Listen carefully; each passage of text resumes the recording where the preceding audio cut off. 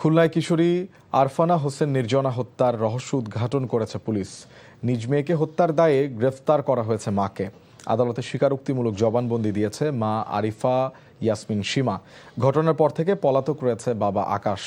দুপুরে প্রেস ব্রিফিংয়ে Khulna metropolitan police commissioner Mohammad Zahidul Hasan জানান, গত 8 জুলাই প্রান্তিকা আবাসিক এলাকার 3 নম্বর রোডে একটি প্লাস্টিকের বস্তার ভেতর থেকে অজ্ঞাতনামা কিশোরীর মরদেহ উদ্ধার করা হয়।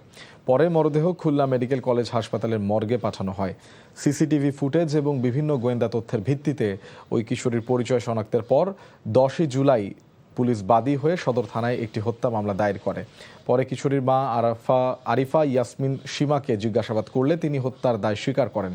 বলেন, তাদের মেয়ের সঙ্গে একাধিক ছেলের সম্পর্ক নিয়ে পারিবারিক কলহ চলছিল। এর জেরে তারা কন্যাকে হত্যা করেন।